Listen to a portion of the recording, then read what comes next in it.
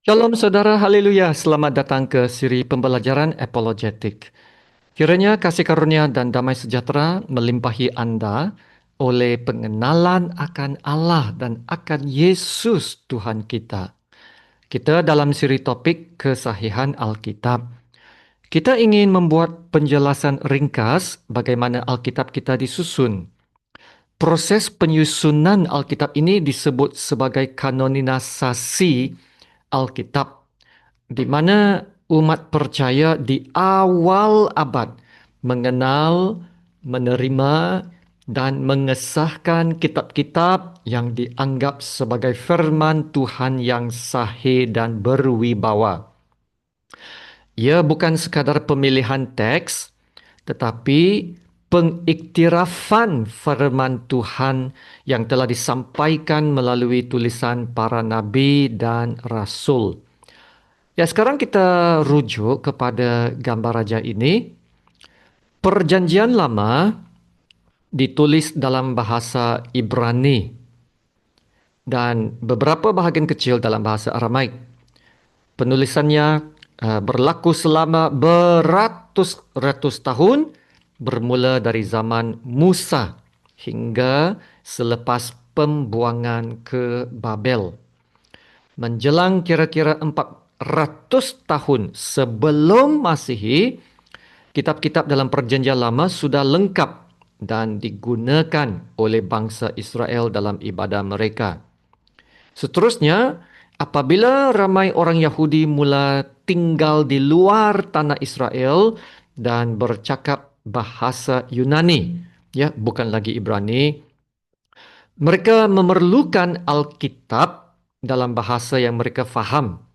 Maka satu terjemahan dibuat di Alexandria, Mesir, antara abad ketiga hingga ke abad kedua sebelum Masehi.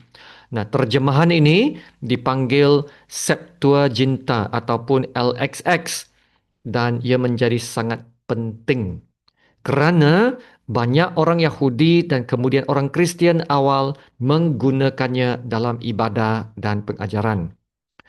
Ada satu soalan yang sangat penting.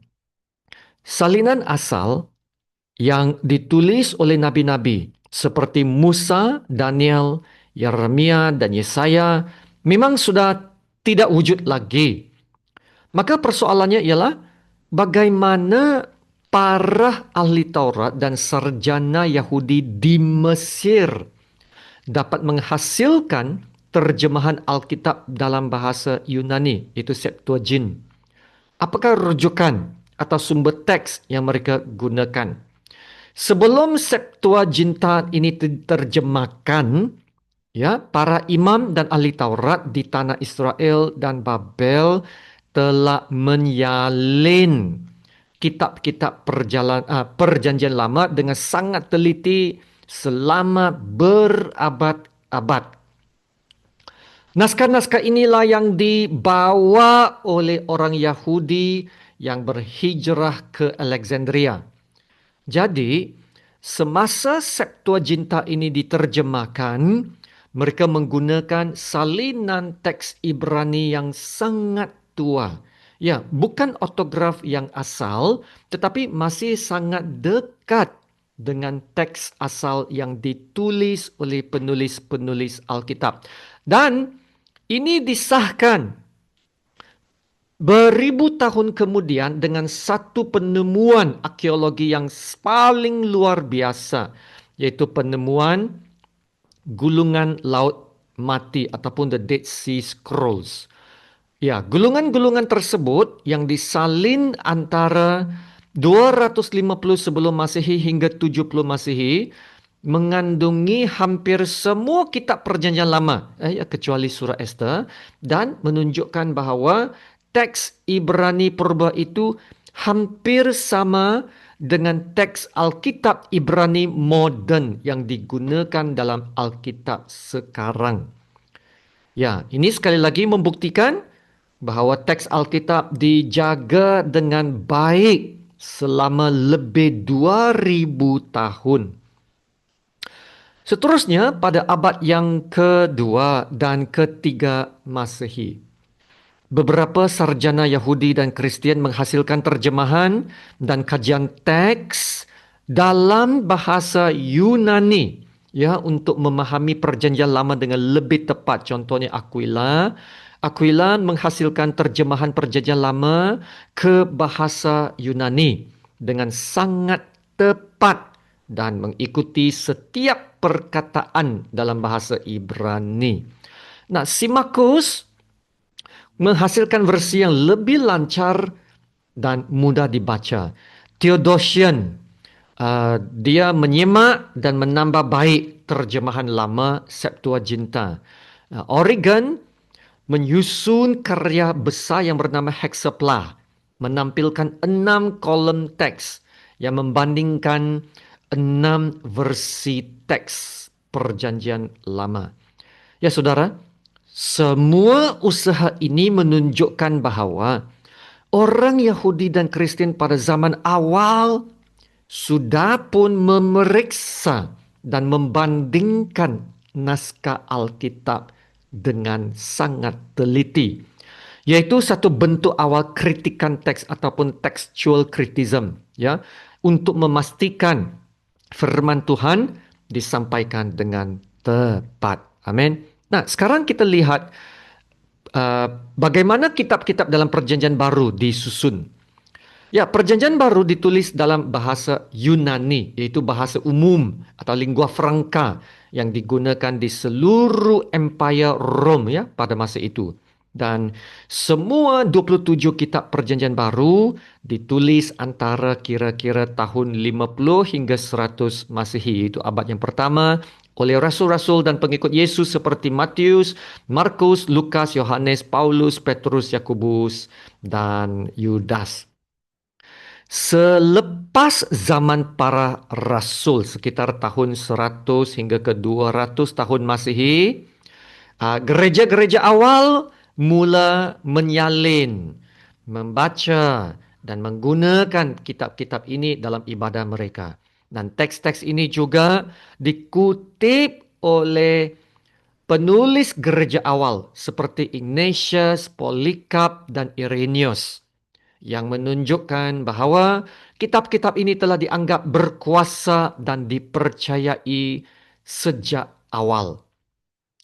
Antara tahun 200 hingga ke 400 Masehi, ya, teks Yunani Perjanjian Baru mula diterjemahkan ke dalam pelbagai bahasa, ya, seperti Latin, Latin lama, Syria, Koptik, ya, Gotik dan Armenia. Ya, kebanyakannya disalin hanya beberapa ratus tahun selepas zaman Yesus. Nah, naskah terkenal seperti Codex Sinaiticus dan Codex Vaticanus, ya, kedua-duanya dari abad keempat Masehi, masih wujud hingga hari ini dan mengandungi hampir keseluruhan Alkitab Perjanjian Lama dan Perjanjian Baru.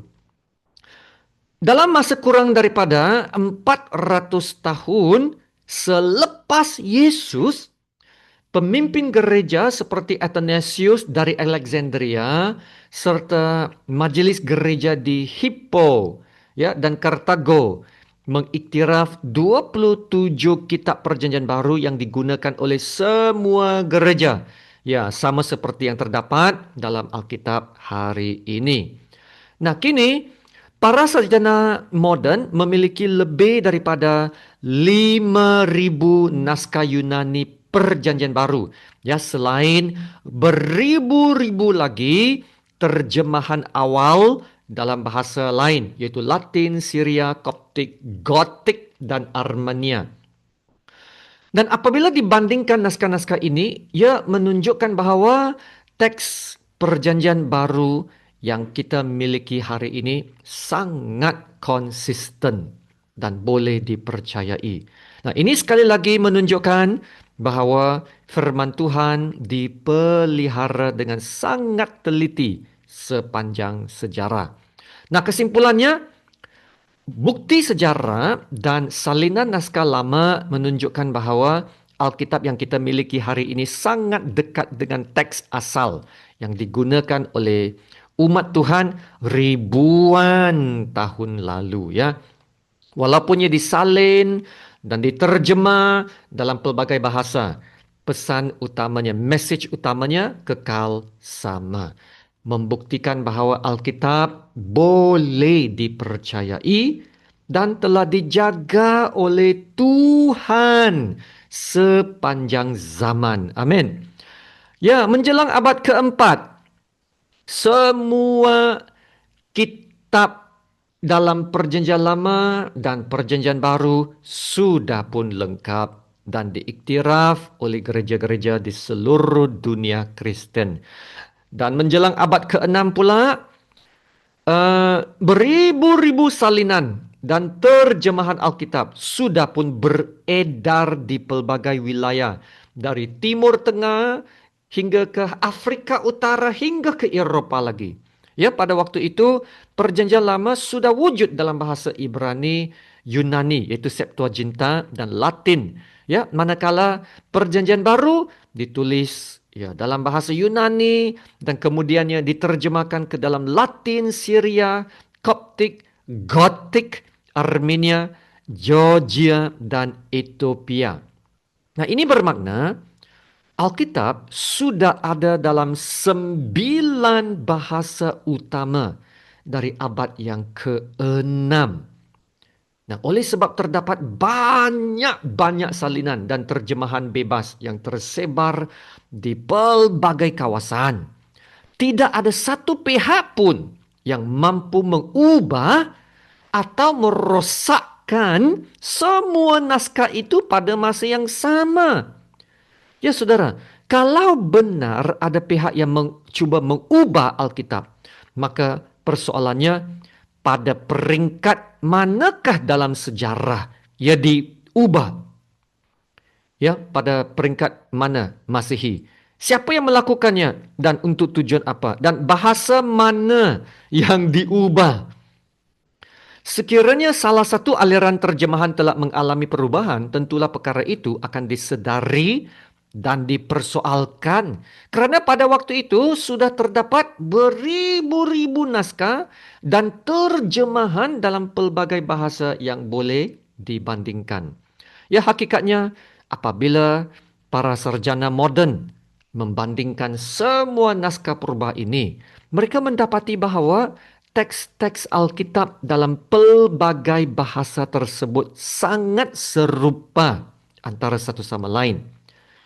Ini membuktikan firman Tuhan telah dipelihara dengan setia sepanjang sejarah. Dan Alkitab yang kita miliki hari ini tetap boleh dipercayai. Amin. Mari kita berdoa.